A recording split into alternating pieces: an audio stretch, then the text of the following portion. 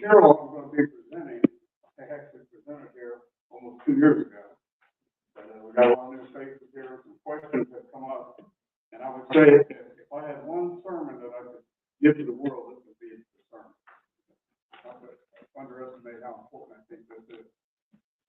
Our lesson is about the battle of the ages, and that's the struggle between Christ and Satan. You know, often described in the Bible, says the Bible isn't a history book. The history in there is accurate, but this is a book about salvation. You know how sometimes when you're watching a movie, it'll be a theme of the movie, but behind it there's a section, a story going on. So that's, although this Bible is a book about salvation, the underlying story is this battle between Christ and Satan. And we're introduced to that at the very beginning. If you go back to Genesis chapter 3, of course, Satan, form of the serpent, attempted Adam and Eve to sin. God said this in verse 15.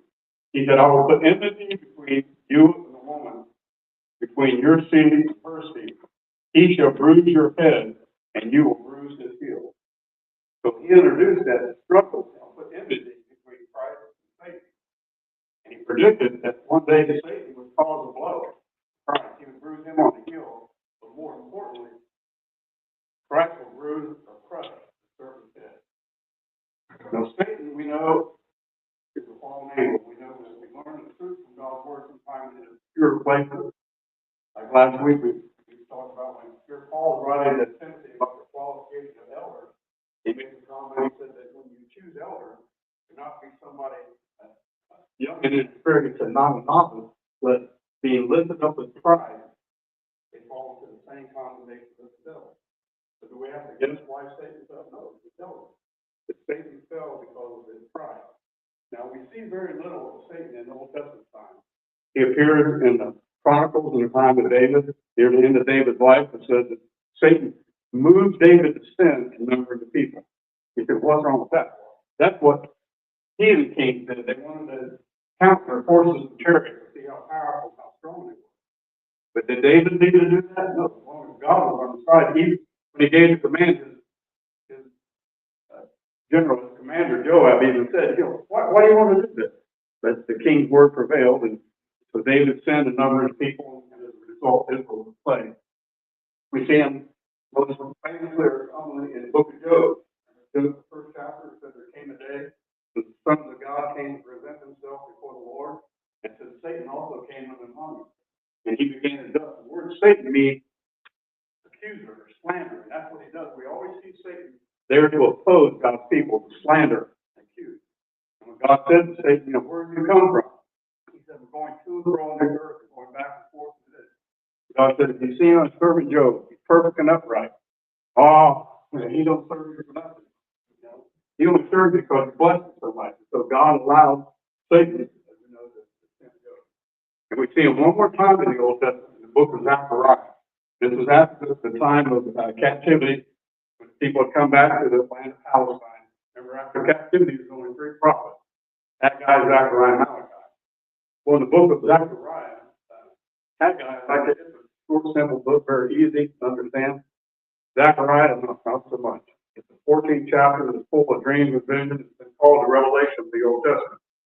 But in one of the visions that we see there in Zechariah chapter 3, he said, Zechariah sees Joshua, the high priest, that's representative for the nation of Israel, and he's clothed in filthy clothing, representing the sin, the fact that Israel was sinful before God, and that Satan stood in his right hand there to accuse him. But in that verse, God said, Satan, the Lord rebukes you, and Joshua was given clean clothes, showing that God had forgiven Israel and had rebuked Satan and had then accepted Israel. Now, things take a dramatic turn when you get to the New Testament, because once Jesus comes into the world, Satan kind of steps out behind the scenes. Because when Jesus began his earthly ministry, it said he was baptized by John, and he went into the wilderness for his tempted for 40 days and 40 nights. It said at the end of those days, Satan came and he stepped out from behind the scenes, and he said, if you're the Son of God, command these stones to be bread. He said, it's written, man cannot live by bread alone. Satan even knew scripture. He quoted Psalm 91. Because he took Jesus up from the temple. He said, cast yourself down. Because it was written in Psalm 91 that in your hand, his angel will bear you up. If Jesus were to fall, the angel would have been there to save him. He said, it's written, you shall not test the Lord your God. And then we see the real power of Satan, because it says that in a moment's time, that Satan showed him all the kingdoms of the world and their glory. And he said, I'll give you all this if you'll fall down and worship me. And our Satan said, it's written, worship the Lord God. Lord shall serve. And so Satan departed, and said, then angels came and ministered to him. See, Satan knew that he had to defeat Christ because of that battle of the ages. I'll put enmity for you and your woman. There's some key scriptures in the New Testament that point out, again, how important what Jesus did really was. In John 3, verse 8 is one of those. It said, for this purpose, the Son of God was manifested, that he might destroy the works of the devil. That's not important. For this purpose, so we say this is a book of salvation, but the underlying story is that battle between Christ and Satan, because we could not have salvation without Satan being defeated. Everybody gives credit to Abraham Lincoln for saying a house divided shall not stand. You know, Abraham Lincoln, he quoted Jesus. Because what happened, we read in Mark chapter 3, Jesus was showing the power of demons to cast out demons, and rulers accused him. You're casting out demons, the prince of demons, by the ruler of demons. That's when Jesus made that statement. He said, you know, if Satan cast out Satan, the house was divided. And he went on to say, he said, a man cannot enter a strong man's house and spoil his goods unless he was first bind the strong man. And what Jesus did in his ministry, he showed all of the spirit authority over the devil and his angels. There's one interesting story where Jesus was up on the mountain with Peter, James, and John. There was a boy who was severely demon possessed. His father and his disciples. His disciples couldn't cast him out. Now, God had given Jesus had given him power over the devil. Remember when he took 70 out to preach? They came back and said, Lord, even the demons are subject to your name. But the disciples, they couldn't cast the demon out of the boy. But I love the confidence of Jesus. Jesus was always bold. Jesus was always confident.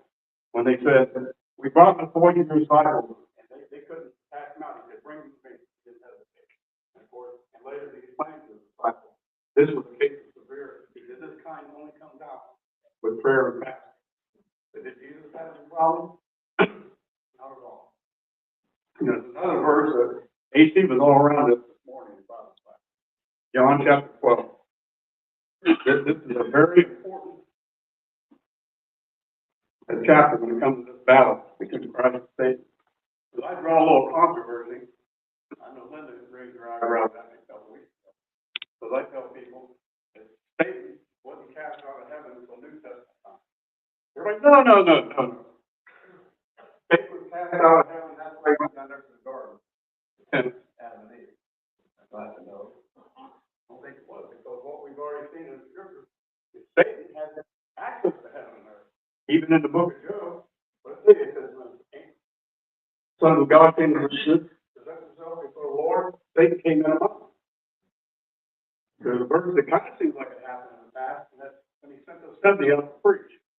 They came back and said, even the demons are subject to us in your name. He said, I saw Satan like lightning fall from heaven.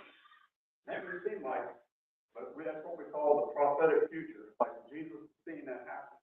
Because Jesus, or Satan was not cast out until after the death, burial, and resurrection of Jesus. And he describes it for us in John chapter 12. In John chapter 12, verse 23, he says, the hour has come. If you talk about that Bible class, there's many times he says, the hour has not come, but now he says, the hour has come for the Son of Man to be glorified. And then he tells the parable about wheat. Wheat falls to the ground and dies and remains alone. And then he says in verse 27, now my soul is troubled. And what shall I say? Father, save me from this hour. But for this purpose, I came to this hour. He said, Father, glorify your name. Then a voice came from heaven saying, I have both glorified it and will glorify it again. He said, therefore the people stood by, heard it. They said, it was thunder. Another said, an angel spoke to him. So when Jesus asked God to glorify him, God actually spoke. What fellowship? That when Jesus spoke, God answered from heaven. Some people just thought it was thunder. Others said, no, an angel. And here's Jesus' explanation. He said, this voice did not come because of me, but for your sake. For now is the judgment of this world. And now the ruler of this world will be cast out. And if I be lifted up from the earth, will draw all people to myself. See, now is when Satan's going to be cast out. He's going to be overcome. And he even tells how they are going to overcome him. By the cross. He said, if I be lifted up from the earth, okay, guys, we can get the board. Now, we're going to go to Revelation. We're going to study an important chapter in Revelation. It's Revelation chapter 12. There's going to be three images here. We're going to have the vision of the woman and the dragon. We're going to have a battle on earth, heaven, battle in heaven, war in heaven, then we're going to have a war on earth. But it said, understanding this is really what the New Testament teaches us about our own Christian age. So, as we live now, Christ, from the cross, he has overcome Satan. Christ is on the throne now. The spiritual kingdom is in existence. And when Jesus comes again, he's not going to shut up the kingdom as AC was saying about this morning. When Jesus comes again, 1 Corinthians 15 said he's going to deliver up the kingdom. He's reigning now, and when he comes, he's going to deliver up the kingdom to the Father. Now, what we're going to see in Revelation is Satan's position. He's going to be overcome by Christ. He's going to be loosed for a time. He's going to be bound for 1,000 years. But he's going to be loosed again before he's finally defeated. And remember, we just concluded the visions of Daniel. We said the prophets see these miraculous things, as we're going to see in chapter 12. But these are the things that are carried out in the event that normal course of what we call human history. And I mentioned before, these days, 80-30, when Jesus crucified and the church began, to 80-70, when Jerusalem was destroyed, ending God's relationship with the Jewish people. That these are the most important years of all human history. Because the things that were fulfilled here, that's what they've been talking about from the beginning. When God told Abraham, someday I'm going to bless all nations through you, or even in Genesis, when he looked forward to a time he would set up eternal salvation through Christ. This was all fulfilled, and this was a period of inspiration where we have the scripture. Now that's going to be followed not only with the destruction of Jerusalem, but with the great persecution that's going to last for 200 years. The church is going to be in the world, but we got some things to face. We'll see. So let's look first here at Revelation 12. And the first thing we see is this vision of the woman and the dragon. He said, now there appeared a sign in heaven, a woman clothed with the sun and the moon under her feet, and on her head a garland of 12 stars. And being with child, she cried out in labor and in pain to give birth. Well, who's this woman? This woman is God's chosen people. The nation of Israel as a whole, they were never faithful to God for a time, but when the prophets, the people that were faithful, he referred to them as the daughter of Zion. There's a woman that has a garland of 12 stars. I think that represents the 12 tribes of Israel. But the important thing is she's ready to give birth. One of my favorite verses in the New Testament is Galatians 4:4. It says, when the fullness of the time has come, God sent forth his son, born of a woman, born under the law. Christ didn't just pop into history at some unexpected, some unplanned time.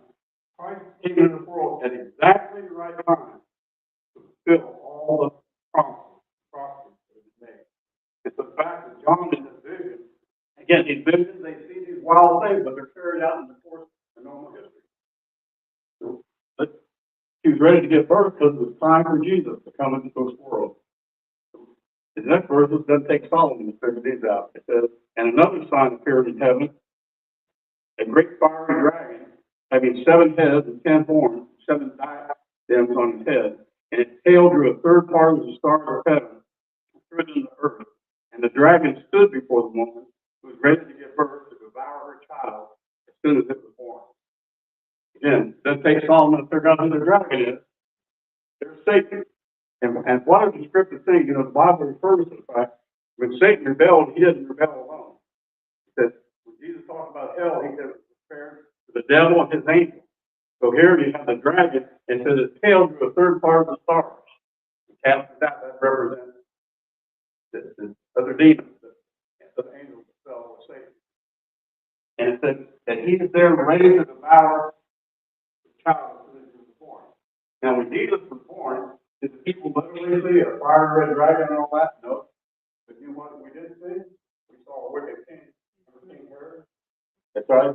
See, so what is happening is there's demonic. It's kind of like we're seeing in the spiritual world. But these are things that, again, to carry out the course of human history. Once again, Satan was unsuccessful, so it said she bore a male child who was to rule all nations with a rod of iron, and her child was taught to God in his throne. That's Christ. That's his resurrection for Israel. He's on the throne. He's reigning now. We covered that in a Bible class as well. It says, and the woman fled into the wilderness, where she had a place prepared by God that they should feed her there for 1,260 days. That term is used a lot, like in the Revelation, to represent the Christian age, 1,260 days. But the point is God's people of Israel, they weren't taken out of this world. When they go into the wilderness, the fact that they're still in the world. And these events then trigger the first battle we're going to see, and this is the battle in heaven. And it says, and war broke out in heaven. Michael and his angels fought, and the dragon and his angels fought, but they did not prevail, nor was there a place found for them in heaven any longer. Now, Michael is one of the angels we have studied in Daniel about Gabriel, the messenger angel. He's back there helping Daniel understand messages, and later he's the one announcing the birth of John and Jesus. Well, Michael, on the other hand, he is like the warrior ranger. He's always standing up fighting. There's things that happen we didn't even know that back in Old Testament times, Moses had led the people out of Egypt, and he went up on Mount Nebo to die. It said God chose to bury him. He didn't let people know where Moses was buried. I think he had a good reason for that, because Moses was so glorified. What would have happened if people would have had the tomb of Moses? Everything would have been idolatry. But we learned something interesting in the book of Jude. It says Satan wanted the body of Moses, but it says Michael came to oppose it. What would have happened? So once again, we see Michael here, and his angels fought against the dragon and his angels, and they prevailed, and there's found no place for them in heaven any longer. It said that the great dragon was cast out, that serpent of old, called the devil and Satan, who deceived the whole earth, who had cast the earth, and his angels were cast out with him. And this verse 10 is the key. And then I heard a loud voice saying in heaven, now salvation and strength and the kingdom of our God and the power of Christ has come. For the accuser of our brethren, who accuses them before God day and night, has been cast down. So when did this happen? After the death, burial, resurrection of Christ. And how the early Christians overcame Satan is the same way we even overcome today. Look at verse 11, how important this is. It said they overcame him by the blood of the Lamb, by the word of their testimony, and they did not love their lives to death. Why were people saved? Were saved by the blood of Christ. So the only power that Satan has over us is sin. And if the blood of Christ cleanses sin, Satan has no more power.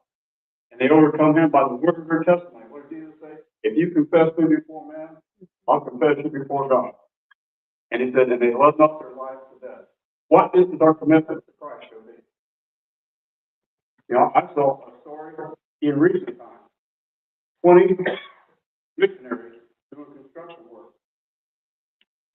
They were taken by the Muslims out to the beach, kneeling down. They said, you accept Islam, you're saved. If not, you're going to be beheaded. All 20 were beheaded because they refused to turn back on Christ. That commitment was seen in the first century, and that's the same commitment that should today, but there's more to the story. Because when Satan was cast out, it says in verse 12, therefore rejoice, O heavens, and you who dwell in them, but woe to the inhabitants of the earth and sea, for the devil has come unto you, having great wrath, because he knows he has a short time. So when Satan was first cast out, and again, don't be asking why. I can tell you how it is. But he was kicked out of heaven, and he came down to earth with great wrath, because he has a short time. And that brings the next section, where we see a war on earth. He said, now, when the angels saw that he had been cast to earth, he persecuted the woman who gave birth to the male child. But the woman was given 2 wings like a great eagle, that she may fly into the wilderness to her place, for she is nourished for a time, and a half time, in the presence of the serpent. So the serpent spewed water out of his mouth like a flood after the woman, that she might be caused to be carried away by the flood. But the earth helped the woman, and the earth opened its mouth and swallowed up the flood, dragging its food out of his mouth.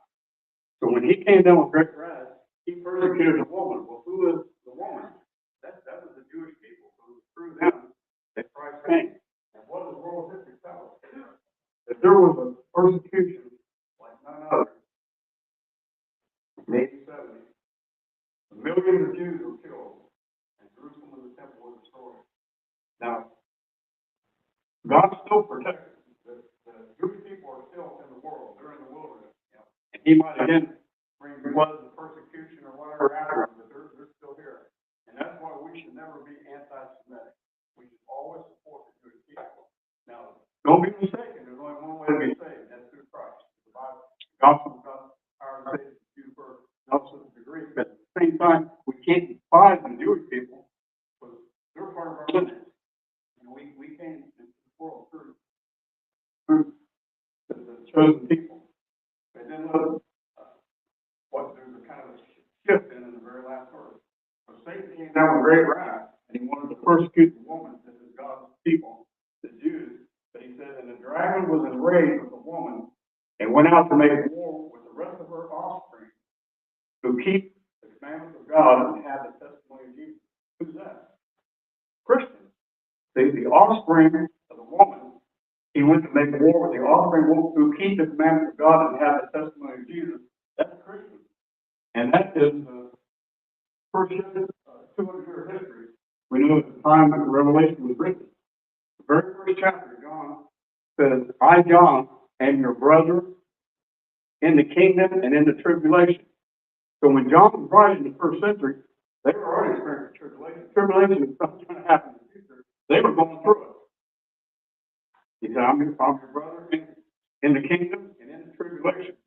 And for 200 years, we know that the Roman Empire persecuted Christians. It was not until 313, when Constantine was their emperor, that they issued the Edict of Milan that ended the persecution of Christians.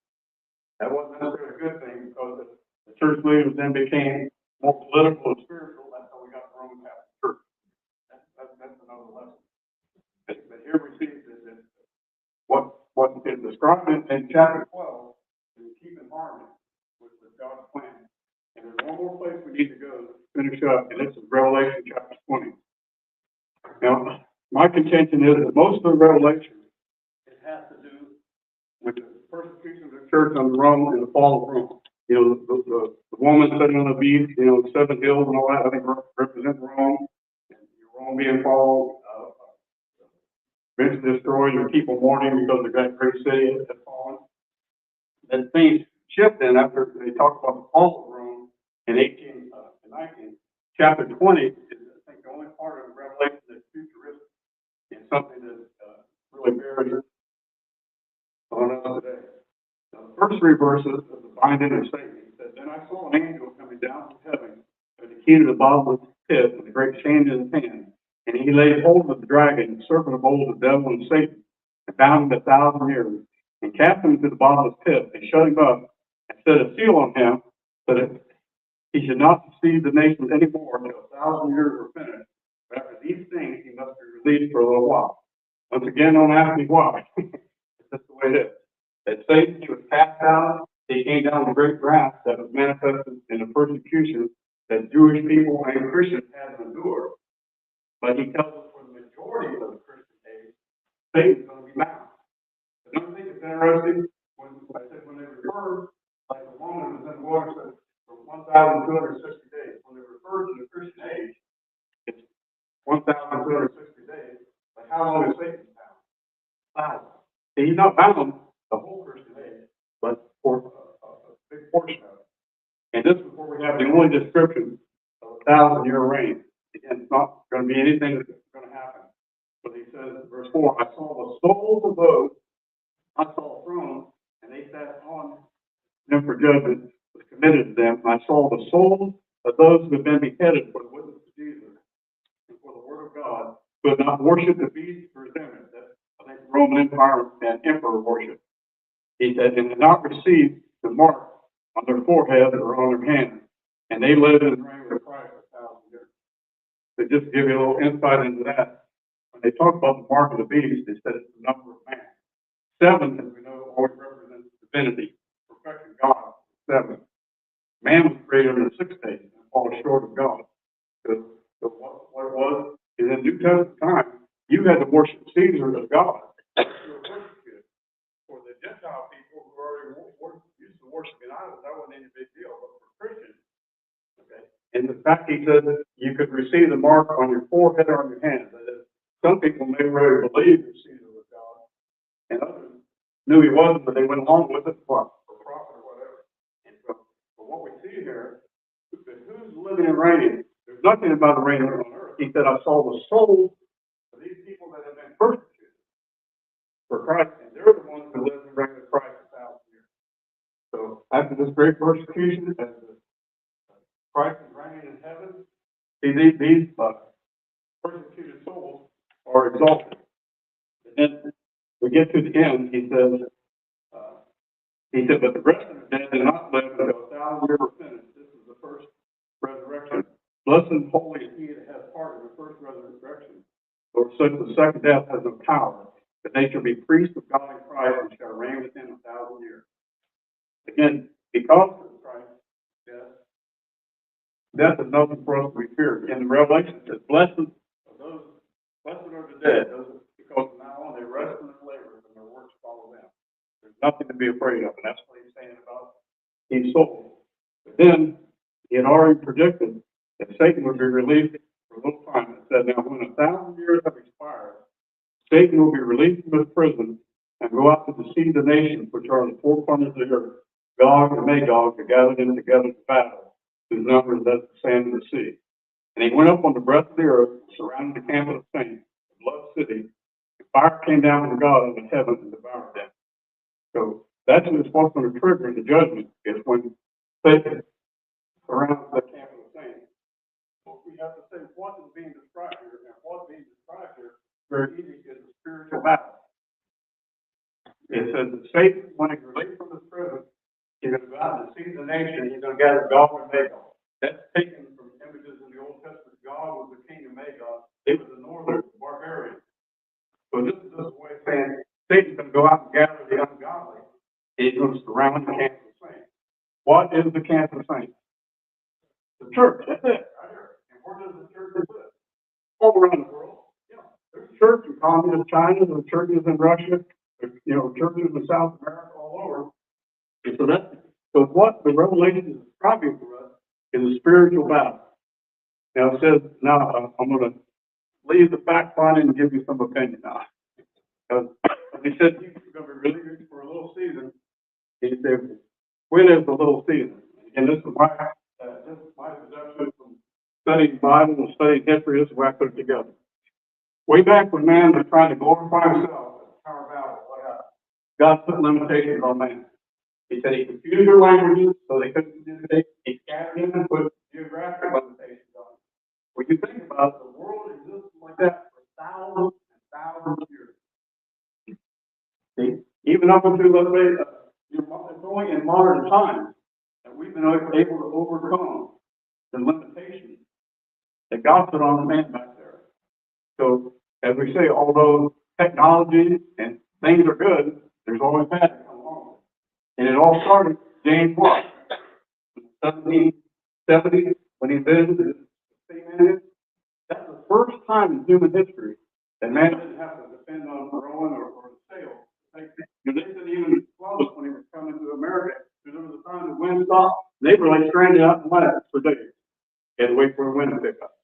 When this country was first started, the people on the East Coast, and you want to go to California, it took months. You had to sail clear around.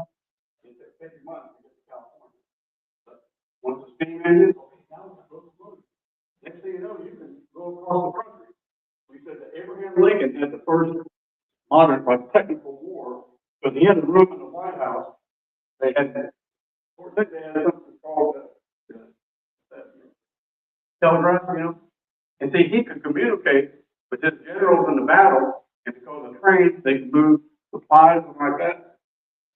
And so, and if you look at those, how advanced things were in the Civil War, how much did things change between the Civil War and World War I? Big difference. Trench warfare, cannons, mustard gas, and all this kind of stuff. Okay, how much of technology changed between World War I and World War II? I mean, we went from biplanes, the jet fighters, the big bombers. Okay, how does that even compare to modern? We said as fast as things went, 1900, I knew a guy that literally went from horse and buggy all the world. When he was born, he used outhouses and had a horse and buggy. And in his generation, he saw people go to the moon. And what we have seen in modern times with your telephones, I mean, it said there's more power in the telephones than was in the lunar landing for the apostles. And we all have that in our hands. And we connect with friends. I got my good friend over in Scotland. We sent the mail letters to each other. Text and all that. And see, as good as those things are, see, that's the danger. Because it says that Satan, where he's loose, he's going to go out and deceive the nation. How do you deceive somebody? Tell them a lie. And look at, sometimes we shake our heads, we're like, what's going on in the world? But it's not surprising. This should be a comfort to us as a Christian, because when everybody else is looking at the world saying, I don't know what's going on, you say, I know what's going on. We're fighting a spiritual battle. What does most of the world believe is the most important thing? If you talk to world leaders, you go to Canada, you go to Australia, you go to all the people in Europe, you say, what's the number one crisis that we're facing? Climate change. We got to raise all this money and everything for climate change. People, all that is, that's basic idolatry. It's getting people to worship and serve the creation rather than the creator. After the flood, God told Noah, he says, long zero stands, summer and winter, cold and heat, seed time and harvest will not cease. I don't know about you, but I believe God. I'm not going to worry about climate change. But see, Satan has deceived nature. Okay, what's the other big lie? No? You may not realize it, Michael, but you're a product of evolution. And you can't say, well, a monkey turned into man overnight, but I take it millions and billions of years. They just go that turn around. I get too aggravated. I like to watch history shows and nature shows when they sort of think, this creature has become unchanged over millions of years. Are you kidding me? Yeah, we have coal samples. And you know what they find in coal? Animals just look just like they did today. And the earth isn't billions and billions, it's only thousands of years old. Why is it that all these smart people say, it's kind of funny, like 5,000 years ago, all of a sudden, mankind exploded. That's after the flood. And civilization began. That's why it's been over Mesopotamia. I think it's somewhere near the ark rested. But see, all these things are lies. You see, it's so tragic. All the Bible land, Palestine, Turkey, it's all in Muslim control. We have little pockets of Africa, like I said, Nigeria, that's another tragedy. Last 10 years, 125,000 Christians. See, don't you think that's a battle, a spiritual battle? But look at the people in darkness. All those people in Islam, they don't believe the lie, and they'll persecute Christians, Jews and Christians, to their death. Now, all of the East, the Far East, they're gone. Hinduism, Buddhism, they don't have anything to do with Christianity. And how scary, though, look what's happened to Europe. Britain, France, all these people that had a strong Christian background, what's happened? They've let Muslims in, and now they persecute Christians. They don't persecute Islam. They persecute Christians. Now, there are few lights in the world, but luckily, like I said, in America, we've seen a resurgence recently, people becoming more religious and turning to God, which is a great thing.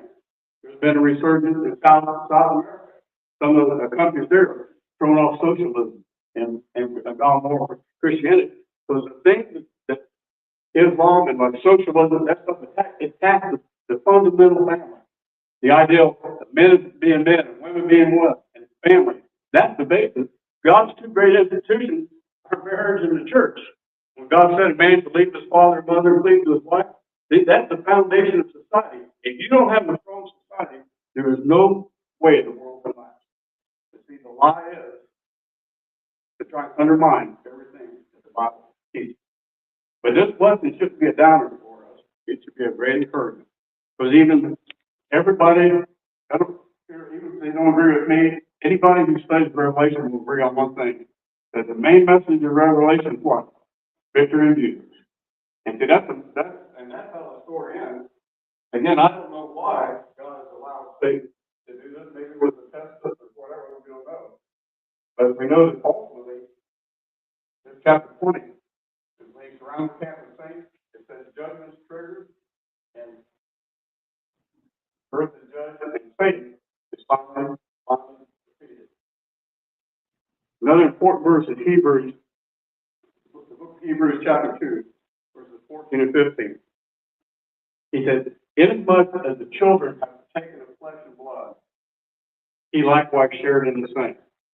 That is, because we're physical beings, because we have a physical body, it says he, Jesus, likewise shared in the same, that through death he might destroy him who had the power of death, that is the devil, and release those who through fear of death were all their lifetime subject to bondage. See, that's the story. Christ came into this world in the form of a man to go to the cross, to destroy devil, to give us hope. One of the most exciting passages to me is there in Revelation chapter 1. John was in the Spirit of the Lord said, and he heard a voice behind him. They turned and looked. Jesus didn't look like a fisherman from Galilee. He said, when he turned and looked at him, he saw him in his glorified form. He was glowing like the sun, his hair white like wool, his eyes were like a flame of fire. You know what he said? He said, I'm he that was alive and was dead, and behold, I'm alive forevermore. And he said, I have the keys to death and Hades. He's got the power. See, it's so important because when the battle began back in Genesis, once man sinned, they came under the sentence of death. And the devil was in the driver's seat. And all those centuries, he was the God of the world. I said, he could even tell Jesus. Showed him all king said, I'll give you all this if you'll fall down and worship me. But Christ, through his death, burial, and resurrection, he overcame sin. He said, I have the key of death and Hades. And that's why this message is only one of great joy for us. You know, the one thing that happens is death and Hades, that's where when we go to that unseen world. When you know the judgment, it says that death and Hades were cast into the lake of fire. And so this is a message of that's really what the Bible is all about. Not just the salvation that Christ brought, but that battle of the ages, that struggle between Christ and Satan. That we can overcome them just like the early Christians, by the blood of the Lamb, by the word of our testimony, and not loving our lives to death. When we obey the gospel and share that same commitment, we have the promise of salvation. So the lesson is yours, and if you have a spiritual need, we can